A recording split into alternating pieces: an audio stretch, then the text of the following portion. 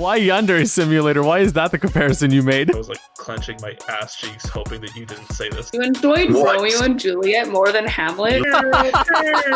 Sarah J. Maas fun. My brain is like racing now.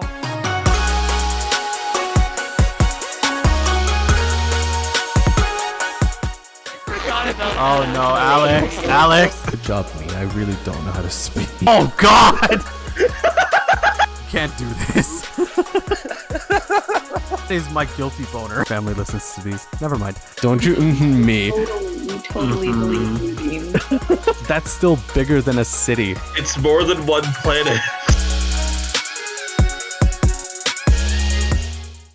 We are going to be talking today about our creative processes. So as creators of, I guess not just creative writers, but like we're also, we also draw, we also songwrite, or at least Alex does. We kind of have our own set rituals, tidbits, things that kind of help get us into a creative mindset. Whether that be like a full-fledged creative mindset, or maybe it's just kind of one to too many things that we haven't really kept a schedule on, I guess. Like we haven't really organized it into an individual process.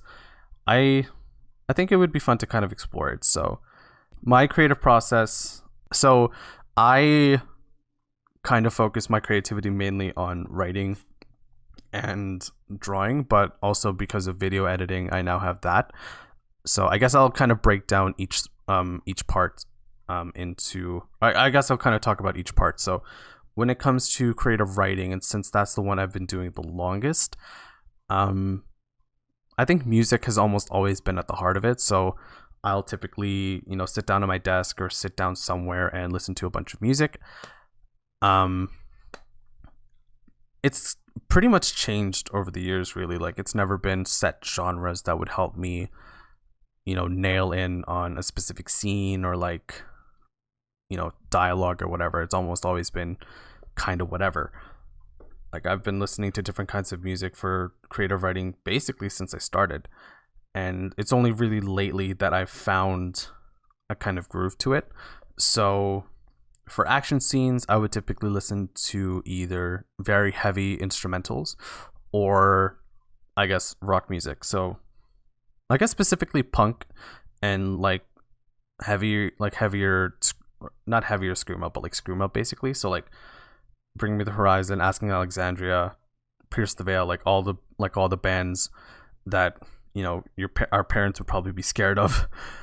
But yeah, I guess it's just been like, or actually I'm getting too ahead of myself. So yeah, I'll open it up to Alex now to talk about her processes in writing, drawing, songwriting, whatever. Well, I mean, to be honest, I do a lot of the same things. Like I always have music on when I'm writing. I don't tend to have specific playlists or anything, though. I tend to just put on whatever and then tune it out when I write. So I don't think it has a huge effect on my actual writing. It's just something in the background to like keep my mind focused, I guess. As for drawing, I also tend to draw while watching something, not like movies, but I'll put on like a TV show or like a YouTube series or something, and I'll draw while I'm doing that, or I'll draw when we're doing things like this, just to give my hands something to do. I don't actually sit down to draw like big art projects very often. Usually it's just sketches. Yeah, so those two things I would agree with you with in terms of that. Though I do have like playlists that I've been creating for specific characters and stuff that if I ever wanted to write for them would probably help. Beyond that, I guess with songwriting is a really difficult headspace to get into creatively. And it's something I haven't been able to do recently because of, everything that's been going on in the world. But for that, I usually, I like having, holding a physical instrument. Like I'll pull out my ukulele or I'll pull out my guitar or I'll sit at my keyboard or whatever. And I like having like my pencils and like my notebooks and stuff out. And a lot of times I'll like browse through other songs looking for inspiration, or like I'll find like there's these like song lyric generator websites that are absolutely ridiculous. Like there's ones where you can put in words and it'll fill out a song. It's like, we'll write you a song like Taylor Swift, and then they'll take a Taylor Swift song and basically ad lib it, and then it puts like the words that you put into it, but it's like still obviously like a Taylor Swift song. It just has a few random words in it. That's really cool, actually. It's literally ridiculous, but they're really funny, and sometimes I found that you can get really good inspiration from things like that. Or when I was younger, when I was first coming up with like the Diamond Dagger and the other stories, I drew like cover art for them. And I still have all of those, even though when I was like 11, I couldn't draw at all and they look terrible, but I still have them. Oh my god, yeah. I remember my 11-year-old drawings. God. Just shame. I don't want to see it ever again. I can't believe I did that. But anyway. I mean, also don't shame your 11-year-old self, because pretty much no 11-year-olds can draw. But like, you two know me though. I shame myself all the time. I know, and I'm telling you to stop. Okay. Stop it. Okay. Anyway. Stop bullying yourself, Dean. That's my job. All right. I guess, Gabe, speaking of you, how about we get into your creative process? Okay, sounds fair. I guess my creative process can be broken down into like steps, sort of how I get into the mood and then sort of get working on it. You guys mentioned music. You guys both mentioned music. Music is one of my steps. I always listen to very specific music. Like what? Depending on what I'm writing. If I look at my like open projects folder right now, like I've mentioned Skybuster a couple times on this podcast. If I'm writing Skybuster, I will usually be listening to like anime soundtracks. Most of the time it will be Gurren Lagann, but it could be other stuff. But anything like along that vein of like Gurren Lagann or JoJo soundtracks, that will usually be what I'm listening to for something like that.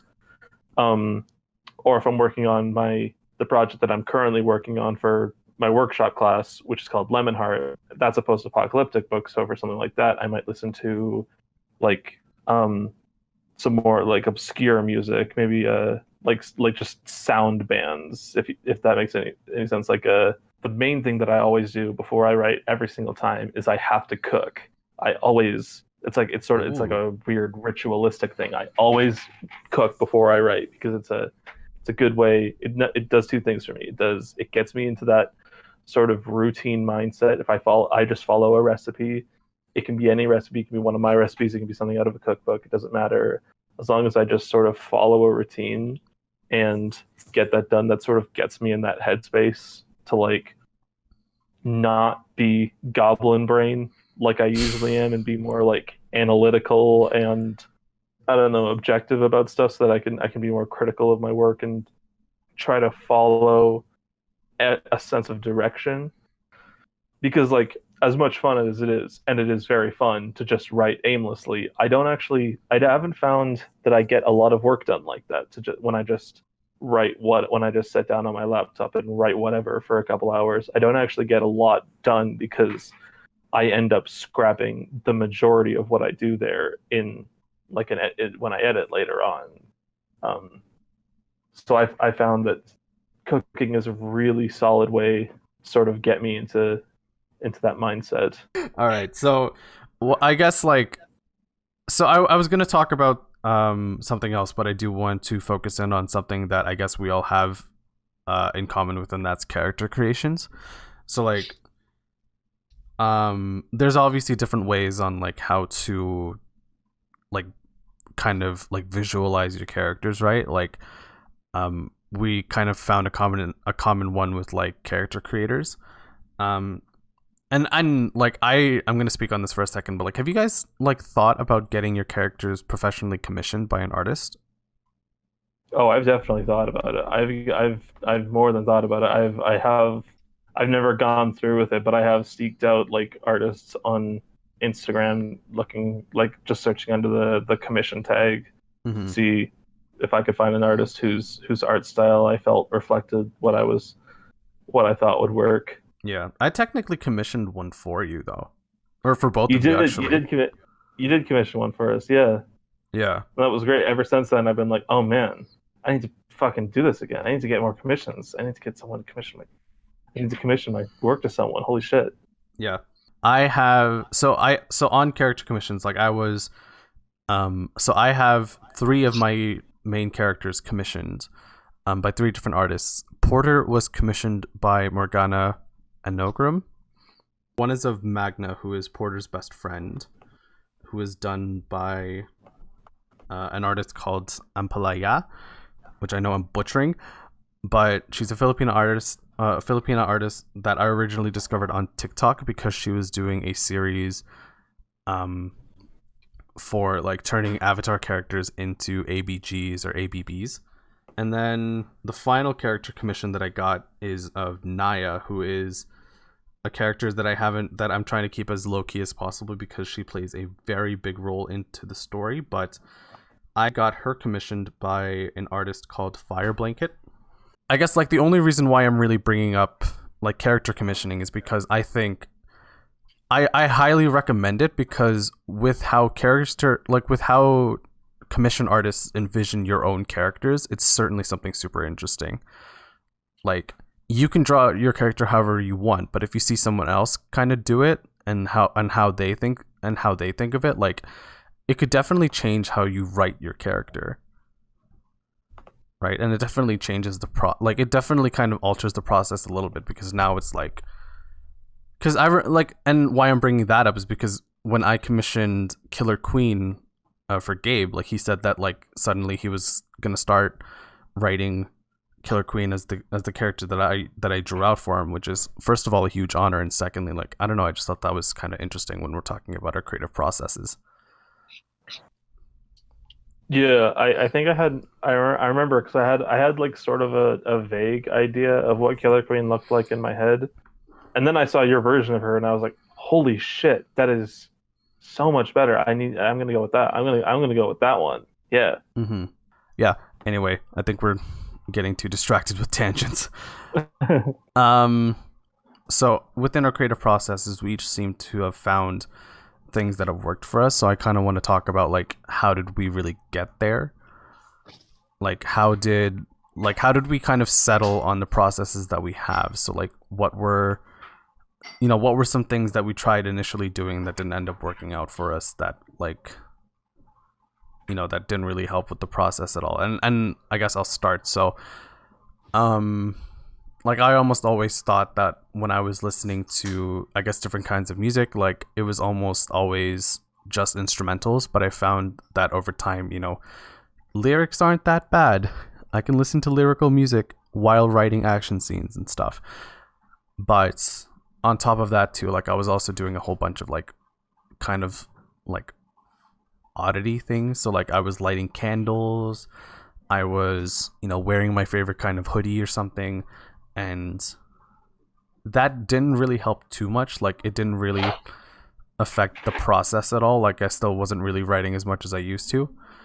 So there were so many things that were being swapped here and out that I guess like eventually like I just figured that, as long as I'm listening to music, it all works out, right?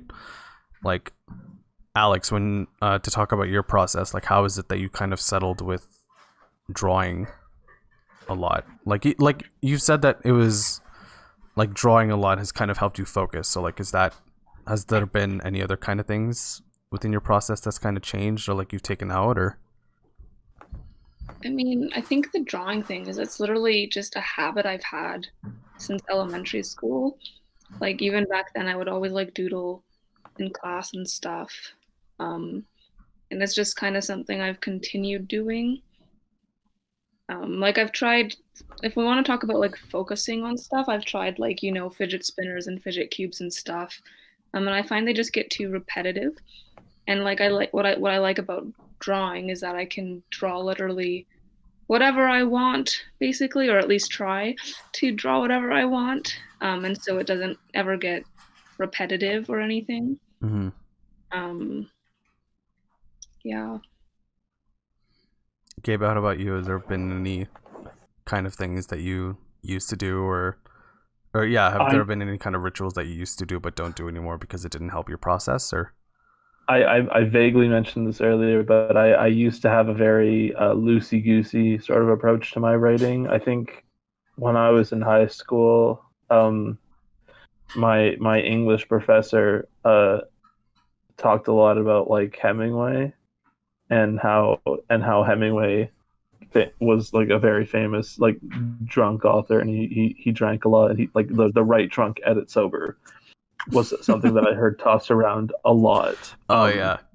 In high school. So when I turned 18, I think it didn't register in my fucking goblin brain that write drunk edit sober was something that they had developed as a result of their needs as writers and their personalities, and B, the fact that Hemingway was an alcoholic and probably couldn't work unless he was drunk. Like it would, because it was like that's addiction, baby.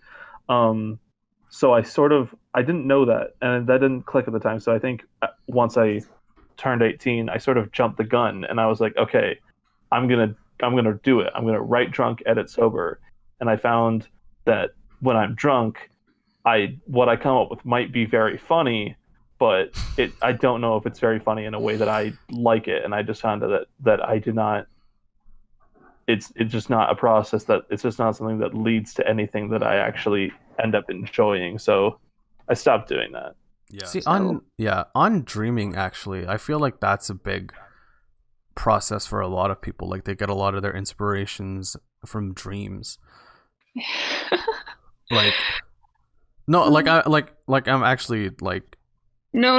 I'm just laughing at myself because I was thinking about this earlier, where I was just like, if I'm being honest, the two biggest places that my stories tend to be like as fan fiction that gets out of hand, or I have a dream and I'm like, I should turn that into a story.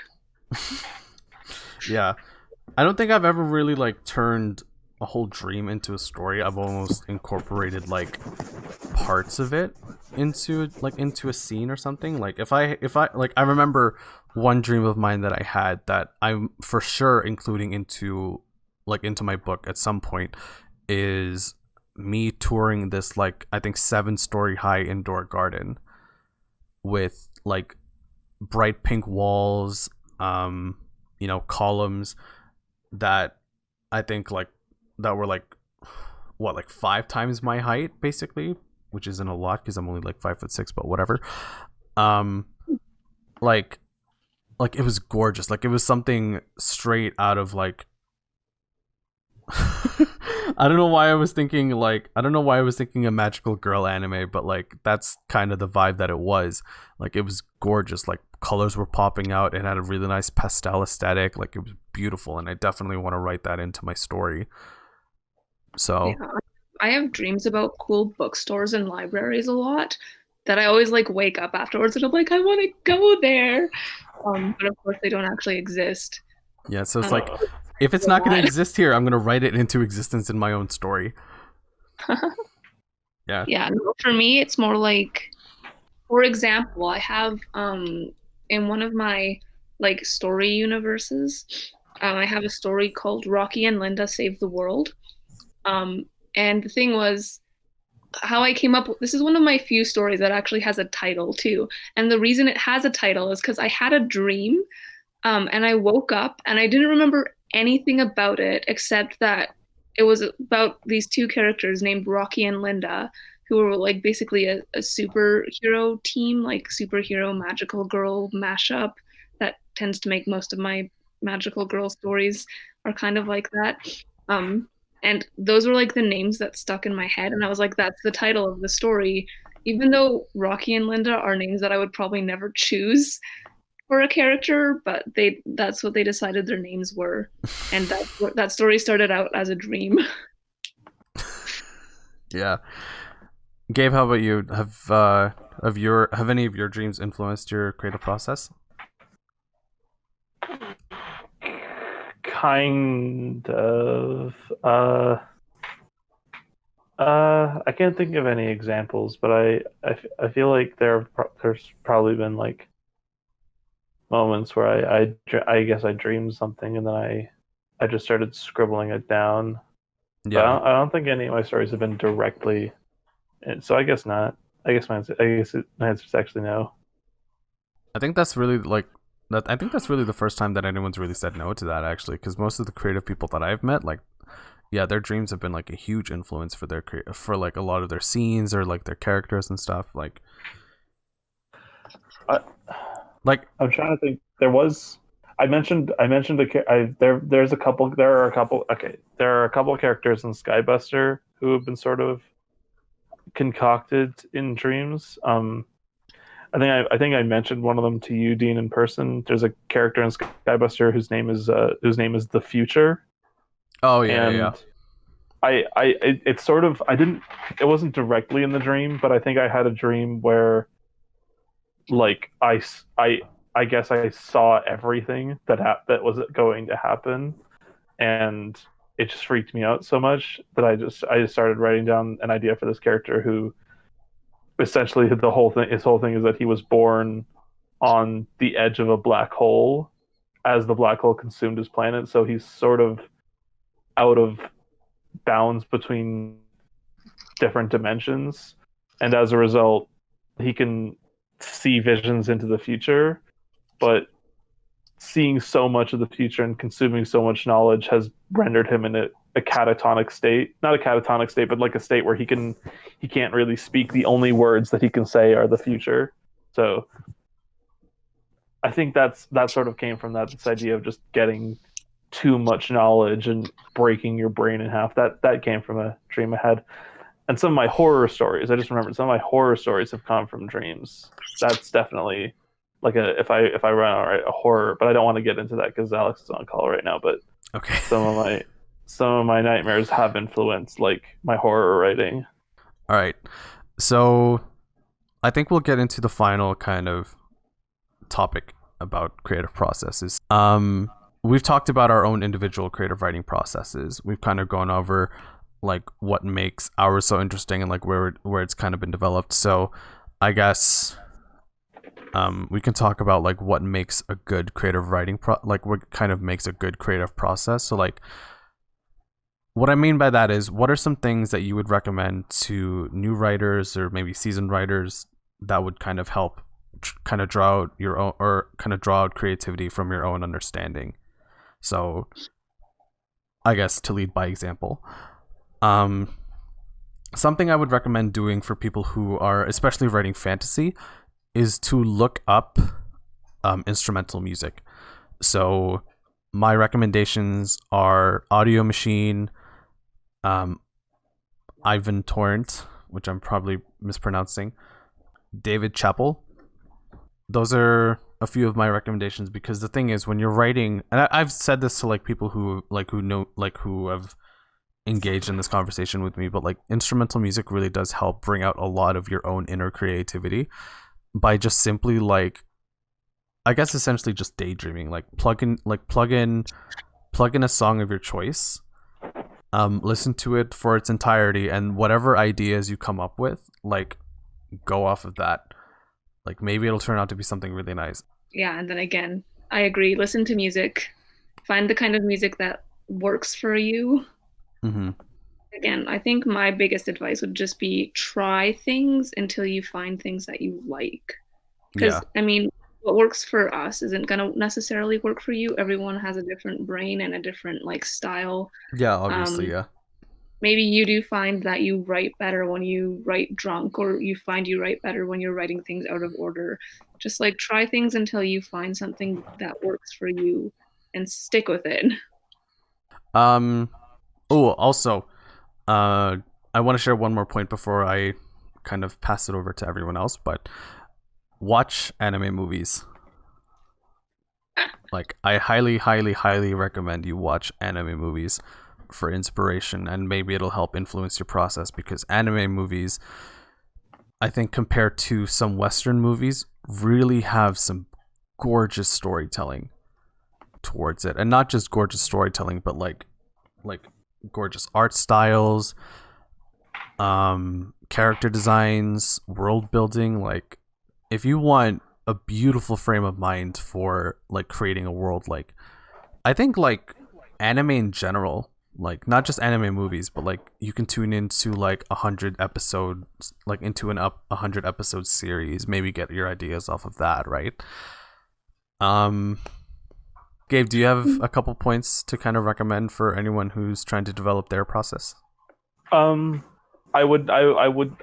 want to recommend anything that I do specifically, but I would definitely recommend, like, is there something that you enjoy doing that isn't writing? And if so, just do that.